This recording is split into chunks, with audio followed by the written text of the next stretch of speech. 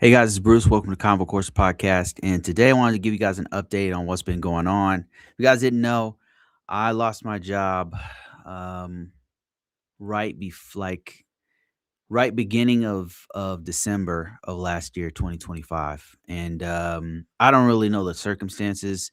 I will tell you, I was in an agency. I was a subcontractor. That's my first error right there, being a subcontractor.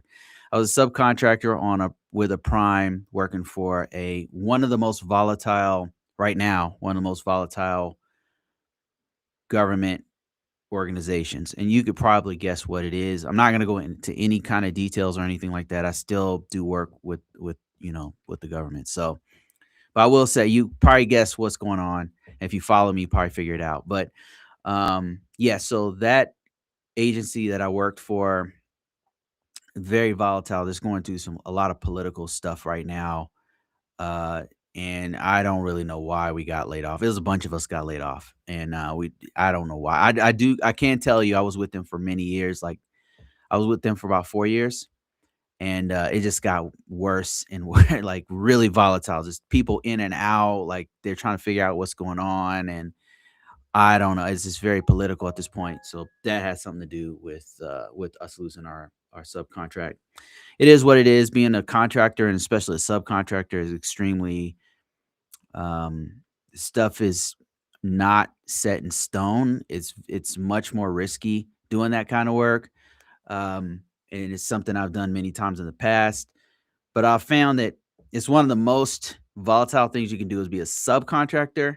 If you're on a prime working directly in that company, that's better. And it's even more secure if you work in the government, like as a GS or something like that. But even them right now is going through so much stuff right now. And I'm not going to, this channel is not really about all the political stuff going on, but you can probably guess what happened. So, um, I don't know if we got doged. To this day, I'm not sure what happened, you know. But right before Christmas was really brutal, and I mean, I have other streams of income, but they're not. I'm a professional cybersecurity person. Like that's my main bread and butter. So, I started doing, of course, going out and looking for jobs and stuff like that online. And what I'm going to show you guys is some of the tools that I used and which ones work the best. Um, just a little bit more into this. So what's been going on is I started doing DoorDash, and then I did like a series where I was showing like what I'm going through, going from cybersecurity to DoorDash. It's funny, but it's also real. It's funny to me, but it's also tragic and real. Um, it's been brutal. I've this is it's something like this happened to me before, but not not exactly like this. So it's been brutal. Anyway, so let me guys show you guys how I recently got a job, by the way. I probably should have led with that. I have been I'm employed, and I'm going through the background check and all that kind of stuff you got to do. So I am employed now. So that part is behind me. Hopefully if everything goes well. Um and the market has turned around, I would say. Like between December and like January 20th is like this dead zone in the US for tech jobs, in that people are still evaluating like where the chips are going to land with their financials in the companies. So they usually don't hire, and then people are going off on holiday, and you've got New Year's Eve, you got Christmas, all the different holidays in between those two. So it's usually very dead in that time frame. So it was really hard to find a job. But now it's picked up, and I'm getting calls like crazy. I've done like 4 or 5 interviews with 3, 4 different companies, and it's definitely picked up. So it's better now, and I have a job offer and everything. I've already taken it and everything. So um, that's what's going on. But let me tell you guys how I was able to get it and what was the impact of AI in me getting this job, because there was an impact. I'm not gonna sit here and tell you AI is taking all the jobs. I'm not on that narrative. I don't believe that's really what's happening in my sector. Maybe in Google and Amazon and Fang and all those guys, maybe them, but I'm in the government sector, And from our sector, AI is not taking jobs. It's more like a political thing going on with our sphere of influence. But I can tell you, AI did have a recent impact on how I found jobs and the job search and the interview process and everything. And I'm going to start off by telling you guys, number one, I was getting calls from AI. I got a call interview and an AI did the interview. Like that happened twice.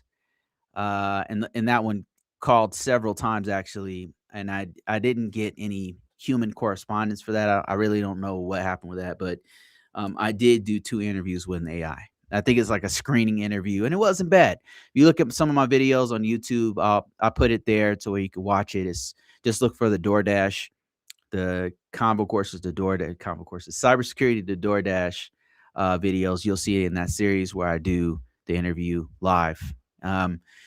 So there's that, and then another part that impacted where AI impacted what I did was I used a couple tools, and I'll show you one of them here.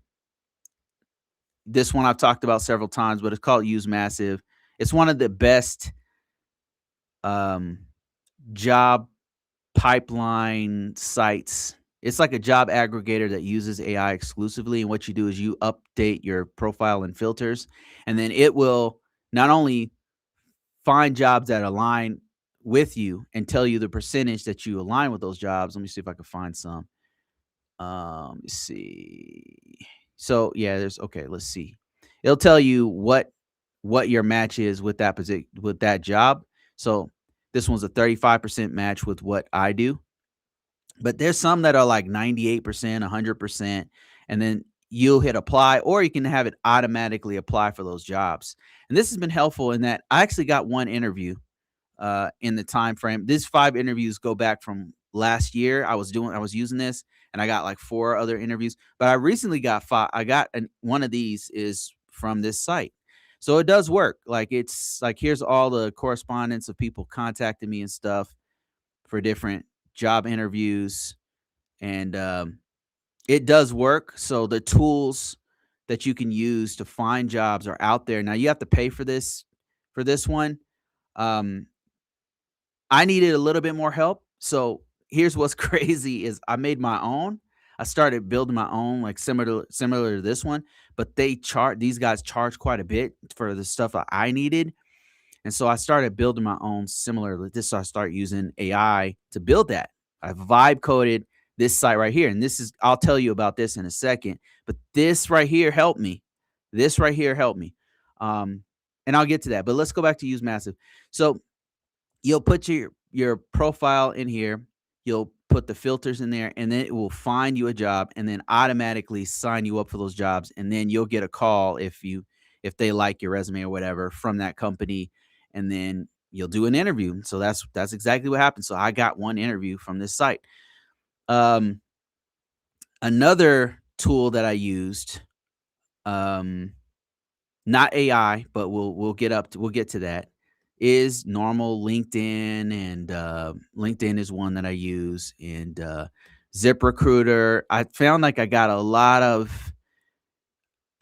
a lot of jobs here. I didn't get any interviews as far as I know, or calls or anything like that from these guys while I was looking, but most of them, and I did go on Monster and Dice and all those, but the one that I found like the most relevant jobs for what I do were LinkedIn and ZipRecruiter, and the other one was Indeed. Like those 3 were really targeted, and I don't know what they're doing right, but it's their algorithms were hitting real good. So the ones that I got the most actual interviews from was LinkedIn, and I used this right here, paid.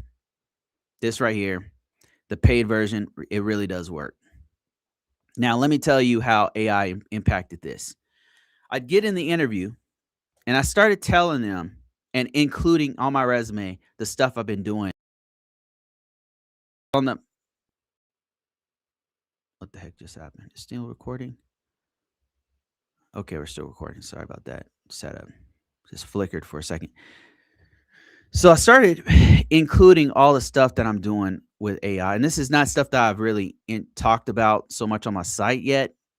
A little bit, but not. I'm doing a lot on the back end. I'm messing around with N8N. I'm messing around with Zapier. I'm messing around with Make.com and all these automation tools. I'm using Claude. I'm using Codex from ChatGPT from OpenAI. I'm using a lot of Gemini, and I'm using anti gravity IDE. I'm just doing a lot of stuff on the back end that I would like to, and some of it's coming around really well. Like I'm learning so much, and I plan on introducing some of this stuff. And one of the things I introduced was this resume creator. I start putting what I'm doing on my resume, like what I've actually learned, these projects I'm doing using AI on my resume. So here's what happened. Here's the impact, another impact from AI. Because I started listening that stuff on my resume, all those skill sets, I started getting calls from different organizations that want a security guy who knows AI. And I did not expect that. So I started getting all of these calls, and most of them fell through. Like most of them, it didn't go that much farther because they wanted like a machine learning algorithm guy or something I wasn't able to meet. But a couple of them, when I had the interview, they asked me about this stuff on my resume, talking about what I know about AI. And I it might have been the thing that got me the job, because I started telling them in detail what I'm doing and how I'm learning this stuff, and how I'm applying security to this thing. Um how I'm using SAST to scan the source code, and how I'm using DAS to see if I can find vulnerabilities on a website that I created, or a web app that I created, and how I'm doing CI/CD pipelines on that kind of stuff. And what like I added that on my resume, and then I was able to speak to it because I was telling them about these projects that I'm doing. I think that that might have been what got me more than one offer, by the way, more than one offer. Um, and every time that I would have the interview, they would ask me questions about what I'm doing, and I would break down everything I'm doing and how I'm exposed to all these different tools, and how then the methodology that goes behind it and everything. And that might have been what got me more than one job offer. Now, not just an interview, the offer. That means I went through the whole interview process with two or three different people, and then they were like, "Yeah, give this guy an offer."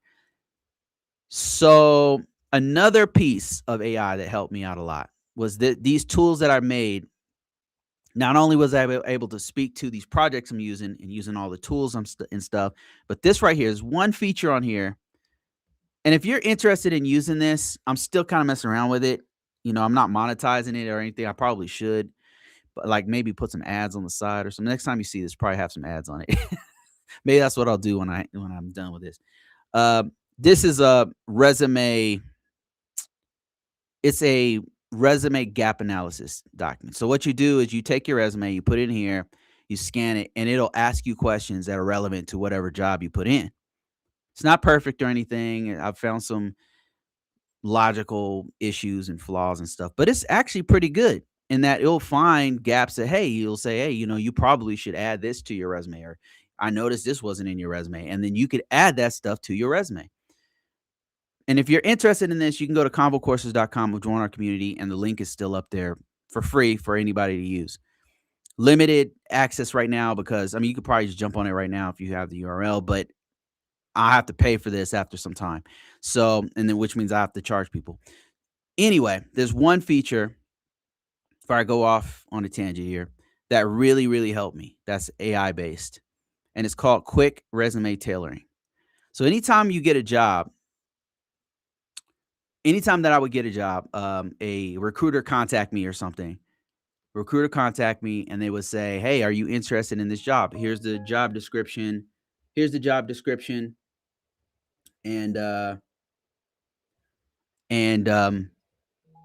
could you give me more details about how you would do how you line up with this particular job, right? After they give me the job description, you want to, as much as possible, line up what they are asking for with what you have done, like your experience or what your skill set.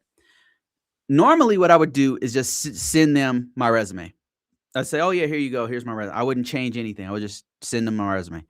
But what I noticed is that it's better to actually tailor it, and I start manually doing that. I would like take, especially if it was like an AI position or something, I would s- lean more into the AI stuff, the hands-on stuff that I do with AI rather than just GRC stuff, which is mostly what I've done in my career. Or if it was a vulnerability management, I would take my resume and tweak it a little bit and just kind of highlight all the vulnerability management stuff I've done as opposed to the GRC stuff, and kind of put the GRC stuff on the back end. It'll still be there, but I would highlight all the tools I use for VM, all the methods I use for vulnerability man, whatever, right? That takes a while. So sometimes if you have a lot, I would just sometimes I'm just like sending out the another resume or have one prepared already. But this little tool right here, you click on quick resume tailoring, and then what I would start doing is automating this process. So I would get a job for either vulnerability management, GRC, or AI or cloud security. That's another one, cloud security. And I would want to. They would say, "Hey, we got your resume. You look like a good fit, but have you done X, Y, and Z? Because we really need a cloud security person, right?" So I'm like, okay, I'll tailor my resume. So this right here is something I built with AI that allows me to quickly tailor the resume that I have. So let me show you how it works. So if I had, let me just find a job here. I'll find a GRC job. GRC job. So just any GRC job will do. I'll just grab this one right here. Information security, governance, risk and compliance director. And got to get the job description, right? And they would send me the job description, so I'll have it. So I would take this, I was copy the whole job description, all the relevant pieces of the job description. Okay, full time. Let's see. There we go. I got the whole job description, and then I'm gonna go ahead and go back to my app, and I'll put the job description over here.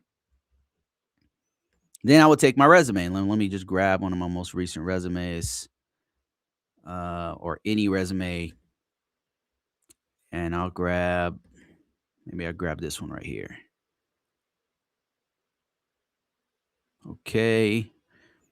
I'm grabbing a resume and then I'm going to copy and paste my resume over here. Okay. I'm going to grab it. Oops. Okay. Grab Control A. Okay. Got it. And then we're going to go ahead and put it here. This is my resume. This is the job description. So it's going to take all the relevant things I've done and match it as much as possible with what they want. Now, the purpose is not to make stuff up or to lie. But that said, AI does hallucinate and it'll put stuff in there. That's why this is not a direct copy and paste. Like once you get the results, you want to look through it and make sure that it lines up properly and it's not falsifying stuff that you've done, right? Because that that does happen. So now we've got both of these. You'll go ahead and tailor. And so what it'll do is it will come up with a so our AI ethically prioritizes experiences. All contact information will be replaced with placeholders. There's some issues because some of the information is still there. There we go. Okay, so it took that job description and it lined up the stuff that I did with what they want here. Now I still need to read through this, right? Because I want to make sure it's still accurate and it's not making things up. AI does hallucinate, so you got to be careful. You still want to keep that human in the loop. That's you. You need to read your own stuff and make sure it's still accurate. But yeah, I started using this and it was extremely helpful. I'm already seeing so issues like look at this. ISO 0000. I wouldn't put that in there. That's wrong. But this tool right here saved me so much time because normally what I'll have to do is rewrite good chunks of my resume to match a vulnerability management person, a GRC person. Now, I'm not, listen, I want you to understand what I'm telling you. I'm not telling you to lie in your resume, okay? I'm not telling you to embellish it. I'm not telling you everything that I say on these resumes, I did because I'm always confident that if I get the interview, I can nail it, but only if I'm telling the truth. That's just me. That's just me, okay? So that said, you got to do what you got to do. You know what I mean? In this economy, honesty can cost you a job. Anyway, that said, this saved me a lot of time because I was able to quickly crank these out and then fix it. Like it take me way less time to go ahead and put this on a Word doc and start fixing all the stuff, read through it line by line, make sure that it's not making things up in here, make sure it's accurate and it's aligning everything I've done. And it's like stuff like this, regulatory consulting. I wouldn't have called it that. I wouldn't have used those words, but those words are used in here. It's used in this JD right here. And it's then taking those words and saying, "Hey, how has Bruce done regulatory consulting? He provided strategic cybersecurity consulting for 15 plus 14,500 clients." And this number's off. Like I wouldn't say 15. It was probably more like 5 or 6. But Fortune 500 clients, including manufacturing, health, but it's not too far off the mark. This is not lying. But this number's a little high, so I'd have to fix that. Let me make sure it's bigger so you guys can see it. Another thing I would fix is this. I don't normally put ISO 000. I don't know if anybody uses that. I would put ISO 27000 series or 27001 or something like that. But yeah, so I have done regulatory consulting for Fortune 500 companies and clients. That's true. That I've done that. But the wording is what I want you to pay special attention to because the wording is what's most important. It's it's the wording that's going to get me over that 80%, because before, like when they found me, they found my resume on LinkedIn or on Indeed or whatever. They said, "Oh, this guy has experience using PCI DSS. This guy, he knows risk management framework. Maybe we should contact him." And then the screener's like, "Hey, could you rewrite your resume so it focuses on, like, I notice you got a lot of other stuff here. I want you to focus on just cyber cloud security, or I want you to focus on just vulnerability management." So this tool right here helped me to quickly do that. And it was really, really helpful. And I think this is the reason why I started getting, I started getting into the resume, into the interviews. So yeah, this has been, AI has had an impact. And the last thing I'll say about the impact of AI is the questions on the interviews. And this might be because I started listing some of the AI stuff I've been doing. I started putting it on my resume. I started getting questions about AI, use of AI. And this is not just from private sector, this is from government entities. And I believe it's because the government and many other industries, it's not a secret, they're putting it out there on the government websites and everything. They're trying to move towards using more AI in an ethical, and effective way because it's just that useful. I think that the narrative of like AI taking all the jobs, I think that's just really overblown so that they can sell more data centers. And then you notice like it's mostly the data center guys, your Elon Musk, your Oracle, and your SoftBank and OpenAI, and it's those guys kind of pushing that narrative. Um, I'm I'm not seeing that as a worker on the ground using in the government space. I'm just not seeing it taking over all jobs. I just that maybe 10 years from now, something like that. But that narrative just sounds really, really hyperbolic. And I'm not seeing it right now. I'm just not seeing it because, and I'll tell you another thing. If that was the case, I would have a great fear for our our PII, our personally identifiable information. Not just that, but the processes and stuff that are in place. You have to have a certain level of confidence, and it's called assurance, a certain level of assurance, reliability, and confidence that your data is not going to be subverted or stolen or leaked, or somebody can just do an injection prompt attack or something like that, and then have the AI leak all your data online or something. Like, we're not there. It's just not mature enough yet. So it's very good that the government is taking their time with it. They're just one step at a time. When you get out there online or whatever, they're like, "Oh, it's going to take over all the jobs, and we're going to make it so that we can fire all these people because we're going to do AI and all this stuff."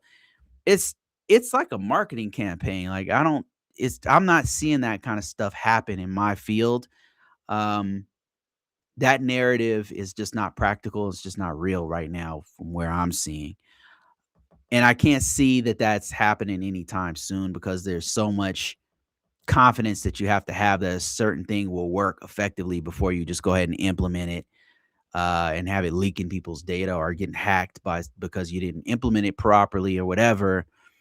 But what I am seeing is that organizations are starting to think about how they can implement it effectively and ethically inside of their network in a secure way, using things like zero trust and putting it on the cloud, and having it be reliable, and what frameworks can we use. You know, that kind of stuff is real. Like, that's happening right now. And some of the questions that I got were like protection of API keys, and things like that are like agentic security. What are some agentic security issues that might come out? Like, what was another question that I got? That was some of the more harder ones that, because I listed it on my resume, they start asking me about it per, so so another one was damn, what other questions did I get about? They start asking me like how it works. How does the LLM work? What are the challenges? What are the security issues with using ChatGPT or Gemini or whatever? Like, what are they wanted to see if I knew some of the basics of use of generative AI. And I think that was because I listed it on my resume. And because maybe they're thinking about using it. One of them, I think, is because they're thinking about using them in their environment. So that's good. I What it told me this time around is that it is definitely time, for sure, for us to learn as much AI as possible. Learn it as much as possible. Use it as much as possible, because it's not going to go away. I don't believe it's going to take all jobs or anything like that anytime, not maybe in a decade or something like that. I just but I will say that it's being used more and more and more and more. There's definitely a use for it, and there's definitely a place for it. And now's the time, whether you're a network guy, or a firewall guy, or you're a SOC analyst, or you're in GRC or whatever, you're a writer, a technical writer, whatever. You should definitely learn AI, because it's not AI is going to take your job. It's going to be somebody who knows AI that's going to take your job, because those tools are not going away. It's going to happen. And it's how I got a job. Like, all the things I just told you contributed to me getting a job. Use of AI tools like Use Massive, um, learning it and then putting it on my resume, doing projects for AI, putting it on my resume, and then being able to speak to it. I think that also helped me. um, using tools, making my own tools, and then using it to quickly refurbish my own resumes. That also, I think that also helped me because I was able to just turn those around. They're like, "Hey, could you give us another resume that matches what they're saying here? Like, we need you to focus more on the cloud piece." And boom, I just use this tool, rewrite it, go through it, make sure there's no lies or anything in there, send it to them in a PDF. I'm telling you, man, this really helped me out. So all of these things have been super helpful. And I hope that, I know that people are out there still struggling. I'm right there with you. And I'm here to help. If you do some of the stuff that I've been doing, I think that you can get yourself in the same place that, because I'm not, there's nothing special going on here, guys. I'm telling you exactly what I've been doing. The only thing special, if anything, is that I put a lot of work into this. Like, this is the result of a lot of hard work. I mean, I have a computer in front of my face probably 80% of my time, and that's me messing around with code, learning new things, reading white papers. Like, I'm constantly in this game. And that might be just because I like it a lot. You probably don't have to be as crazy as I am, but still get decent results. But if you're in this world, then you got to put some time in. You gotta do the time. So yeah, I got a job. I used AI as much as possible to get it. I got a couple. Oh, another thing I forgot to mention this. I know, so I'll leave you with this one. So I'm in some of these interviews, and what I noticed is, and they didn't tell me this, but I know from the line of questioning, that they were using AI to interview me. They went to AI and they said, "Okay, what kind of questions can I ask this guy? Here's this guy's resume. Here's our job description. Give me some questions that will make sure that this person knows, that will let me find out if this is a good person, is a good fit for our position." I know because the questions are extremely thorough, and they were just one after another, very thorough, going through the entire job description, and it sounded like an AI when they're asking me the questions. That's all right. I mean, I was prepared because I actually used AI to do mock interviews on myself. That's another thing. So those are all the impacts that AI has had on this round of jobs, right? Like maybe a year ago, if you've been watching me for some time, I just kept talking about cloud, cloud, cloud, cloud. Probably late 2024 into 2025, and I ended up being a cloud guy and getting a cloud job and getting cloud certification and all that kind of stuff, right? That was a whole different journey. And I noticed before that, they every interview they kept asking me about cloud this, cloud that. Do you have experience doing this cloud? Have you ever done this in the cloud? Have you ever? I'm like, dude, I'm a GRC guy. I'm not a cloud guy. But now I'm starting to see it a little bit with AI. Starting to see that stuff creep in, but it's not just the questions. They're using the tools to ask us. They're using the tools to make the job descriptions. And then now we have to keep up with it. And so the job hunters, the employees, we need to use these kind of tools to get ourselves in the game. All right, guys, that's it for this one. I will be back once things get back to normal. I would like to start doing my regular lives, and I've been doing a lot of stuff on the back end with AI, and I would like to introduce some of that stuff to you in the way that you can actually use it for your own self and for your own life. But if you want to know more about what I'm doing, you can follow me on convocourses.com. Login.convocourses.com is the way that you find us. And before I let you go, let me also introduce you to a new book that I put out.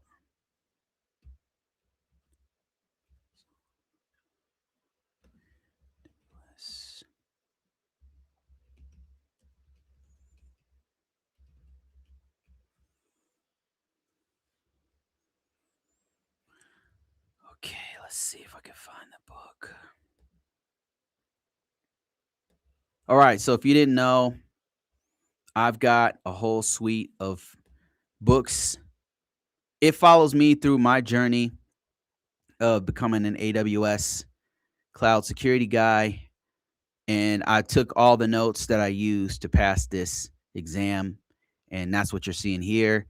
One breaks down the fundamentals of it, another one walks you through an actual projects that I use to pass the test. And then there's a combination of these two books. And in addition to that, I now have an audio version of the AWS Certified Cloud Practitioner exam. So if you go to Amazon, you type in Bruce Brown, you'll find it. And read by Kevin Howard, great voice. And you guys should check it out. And I think that is about it. Combocourse.com.